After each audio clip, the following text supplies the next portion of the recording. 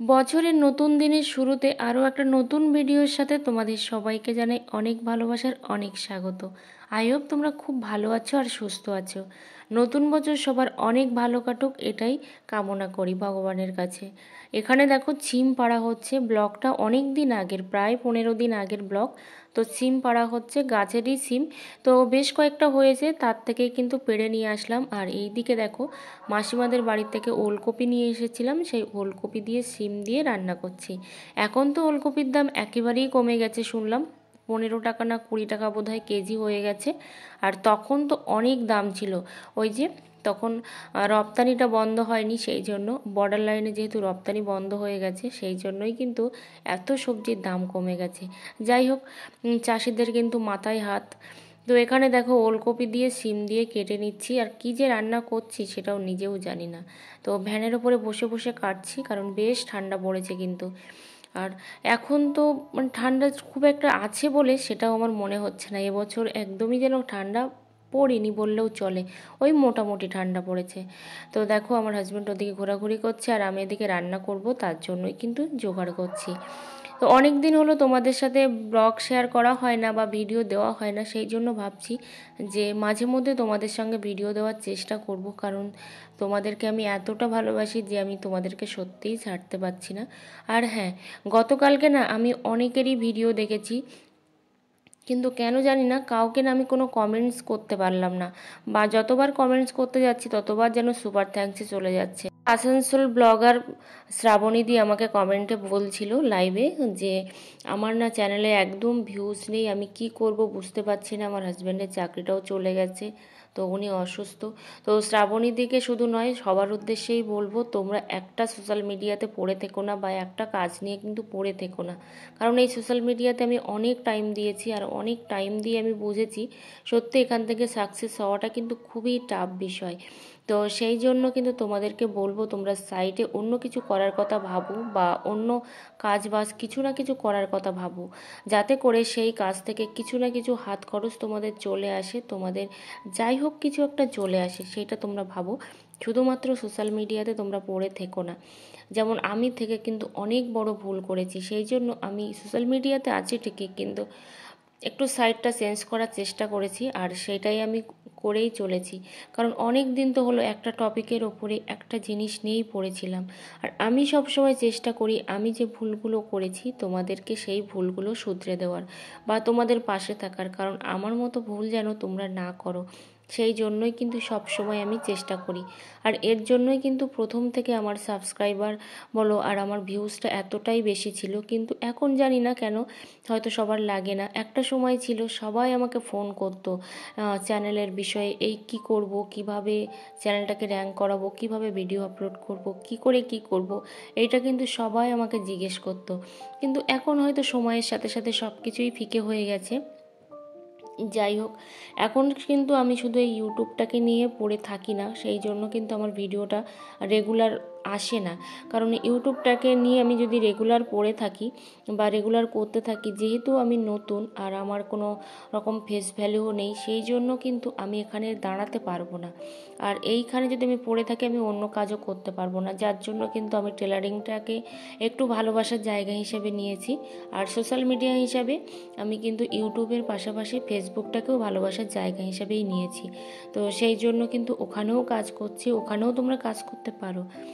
Long video না করতে পারো, আর ওখানে লং ভিডিও দেওয়ার খুব একটা প্রয়োজন পড়ে না, তোমরা শর্টসের ওপরেই কাজ করতে পারো। কারণ ফেসবুকে অনেক রকম গাইডলাইন্স, প্রচুর একটা গাইডলাইন্স দেয়, এটা ঠিক কথা, কিন্তু ওখানে দেখলাম আর্নিংটা যথেষ্ট ভালো আছে। তো ওদিকে রান্নাবান্না করে তারপরে চলে এসেছি, দেখো এদিকে ননদের বাড়িতে কত রকম গাছ দেখতে পাচ্ছ। এটা হলো লেবু গাছ, আর এটা কি লেবু যেন বলছিল, মৌসুম্বি লেবু না কি একটা লেবু যেন। আর এখানে দেখো ছোট ছোট আমড়া হয়েছে, আমাদের বাড়িতেও কিন্তু অনেক বড় আমড়া গাছ ছিল, কিন্তু যেহেতু আমরা সুন্দরবনের মানুষজন, তো প্রচুর পরিমাণে কিন্তু ঝড় প্রত্যেক বছর হয়েই থাকে। তো যে কোনো নিম্নচাপের ঝড় কিন্তু হয়, তার ফলে কিন্তু আমড়া গাছটা মারাও গেছিলো। আর এটা কিন্তু 15-20 দিন আগের ভিডিও, যার জন্য কিন্তু গাছগুলো অনেক ছোট ছোট, এতদিনে কিন্তু অনেকটাই বড় হয়ে গেছে আশা করি। তো ব্লগটা তোমাদের সাথে শেয়ার করতে পারিনি, ওই যে বললাম অনেক রকম কাজের সঙ্গে এখন যুক্ত হয়ে পড়েছি, আর সাথে হচ্ছে প্রচুর পরিমাণে সংসারে কাজের চাপ, যেটা এখন শীতকাল, আর শীতকাল মানেই ধান চাল এটা সেটা করে প্রচুর কাজ থাকে, সেই জন্য আরও বেশি কিন্তু চাপের মধ্যে ঢুকে গেছি। তো তোমাদের সবাইকেই বলবো যে তোমরা একটা জায়গায় পড়ে থেকো না, কিছু কিছু আর্নিং করার চেষ্টা করো অন্য দিক থেকে। আর আমি একটু সেলাইটাকে বেশি ভালোবাসাই দিচ্ছি, কারণ ভালোবাসা দিচ্ছি এই কারণে আমাকে আগে কাজটা শিখতে হবে, যেহেতু আমি কাজে নতুন, সেই জন্য কাজটা শিখতে হবে, তারপরে কিন্তু মানুষের কাছ থেকে কাজ পাওয়ার চেষ্টা করতে হবে। কিন্তু টুকটাক করে কিন্তু হাত খরচ ভগবানের নাম করে আমার চলেই যায়, তো খুব একটা বেশি অসুবিধা হয় না হাত খরচের জন্য। তো এখানে দেখো আমি চলে এসেছি পালং শাক তুলতে, আর এই পালংগুলো হচ্ছে টক পালং, আমাদের বাড়িতে দিয়েছিলাম, কিন্তু কেন জানি না একদমই ভালো হয়নি, হয়তো গাছের ছায়ার জন্য। তো এরকম সবজি কিন্তু একটা সময় মানে এখান থেকে 5টা বছর ধরে কিন্তু আমি প্রচুর ফলিয়েছি আর প্রচুর গ্রামের মানুষকে খাইয়েছি, কিন্তু এবছর আমি একদম সবজিতে না হেরে গেছি।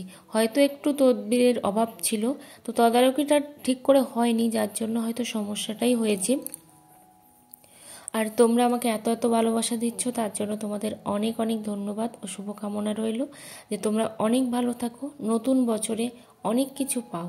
জানি না আমি কোনো কিছু পাবো কি না, কারণ আমার লাইফে একটা জিনিস বেশি পাওয়ার, সেই জিনিসটা তো মোটেই পাচ্ছি না, আর তার জন্য আর আমার কোনো কষ্ট হলেও আর কিছু ভাবছিও না, সেটা ভগবানের উপরে একদমই ছেড়ে দিয়েছি, কারণ ভগবান যেটা মনে করবে সেটাই হবে।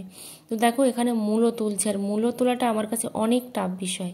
তো দেখো সেটাই হলো, ভেঙেই গেল, যেটাই ভয় পাচ্ছিলাম সেটাই হলো। তো সেই জন্য দেখেছি যে জিনিসের প্রতি ভয় বেশি, ভালোবাসা বেশি, সেই জিনিসটা না খুব তাড়াতাড়ি হারিয়ে যায়। সেই জন্য এখন ভালোবাসাটা একটু কম দেখাই জিনিসের প্রতি, যাতে করে জিনিসটা অনেক দিন পর্যন্ত ভালো থাকে। সত্যি কথা, যে চ্যানেলটার কথা আমি সবসময় বলতাম যে চ্যানেলটা আমি চ্যানেলটা ছেড়ে দিয়েছি, অনেক ভুল করেছি, এখন সেই চ্যানেলে না আমি শর্টস ভিডিও আপলোড করি, আর সেটা আমি ফানি ভিডিওই আপলোড করি। কেন জানি না হঠাৎ করে 1 মাস ধরেই করছি, মনে হলো যে আমি ফানি ভিডিও আপলোড করি, তো সেই জন্যই কিন্তু আমি ফানি ভিডিও আপলোড করছি, আর রেসপন্স একটু হলেও পাচ্ছি। তো এখানে দেখো আমি কিন্তু রাস্তায় আস্তে আস্তে দেখলাম এই যে জিনিসপত্র বিক্রি হচ্ছে, তো ক্যাশে তো টাকা নেই, ফোনপেতে কয়েকটা টাকা ছিল, দেখলাম 200 টাকার মতো ছিল, তা দিয়ে কিন্তু দুটো জিনিস আমার কেনা হয়ে গেছে। তো এই জিনিসটা বোধহয় 55 টাকা না কত নিয়েছে। তো দেখো এখানে হচ্ছে বকফুলও পেড়ে নিয়ে এসেছি সাথে, তো বকফুলের চপ বানাবো, আর সাথে সবজিগুলোও নিয়ে এসেছি, তো সবজিগুলো এখন আর বের করব না, ওগুলো পরেই বের করব। তো চলো এখন হচ্ছে বিকালবেলা, এখানে আমি রুটি তৈরি করব, তো তার জন্য কিন্তু রুটির যে দলাগুলো হয় সেগুলো কিন্তু আমি করে নিয়েছি। তো করে নিয়ে এখন আমি রুটিগুলো বেলেও নেব, আর ওই যে সন্ধ্যা হলে আর কিছুই ভালো লাগছে না, সেই জন্য কিন্তু আর সারাদিনের কাজের পরে না একদমই ভালো লাগে না, আর সন্ধ্যার পরে মনে হয় বসেই থাকি। তো এখন সেই জন্য দেখো রুটিগুলো তৈরি করে রেখে দিচ্ছি, এখন যদিও ভাজবো না, ভাজবো পরে, আর হটপটে রেখে দিলে কোনো রকম প্রবলেম যদিও হয় না, তো তারপরেও চেষ্টা করব যে হয় ভাজবো, না হলে কিন্তু হটপটে রেখে দেব, যে কোনো কিছু একটা করব। তো রুটি আমি খুব একটা পছন্দ করি না, আমার হাজব্যান্ডের জন্যই রুটিটা করতে হয়, কিন্তু একেবারেই যে এখন আর খাই না সেটা নয়, একটা সময় ছিল একদমই রুটি খেতাম না, শুধুমাত্র একটা করে রুটি ভাজা খেতাম। আর তোমাদের অনেকেরই কিন্তু কমেন্টে রিপ্লাই আমি করতে পারিনি, তো তোমরা আমাকে কেউ ভুল বোঝো না, পরের কোনো ব্লগে কিন্তু তোমাদের প্রত্যেকেরই নামগুলো আমি নিয়ে নেব। তো এখানে দেখো বকফুলের চপটা ভাজছি, আর আমি না রিসেন্ট ময়দা দিয়েই কিন্তু বকফুলের চপটা ভাজছি, এতদিন তো চাল গুঁড়ো করেই ভাজতাম, কিন্তু এখন ময়দা দিয়েই ভাজছি। ওই যে রুটি ভাজা আমার খুব পছন্দ, সেই জন্য দেখো এখানে একটা রুটিও ভাজতে বসিয়ে দিয়েছি। সবাই অনেক ভালো থেকো, অনেক সুস্থ থেকো, আর দেখা হচ্ছে তোমাদের সাথে পরের কোনো ব্লগে, ততক্ষণে সবার জন্য অনেক অনেক শুভকামনা রইল, টাটা।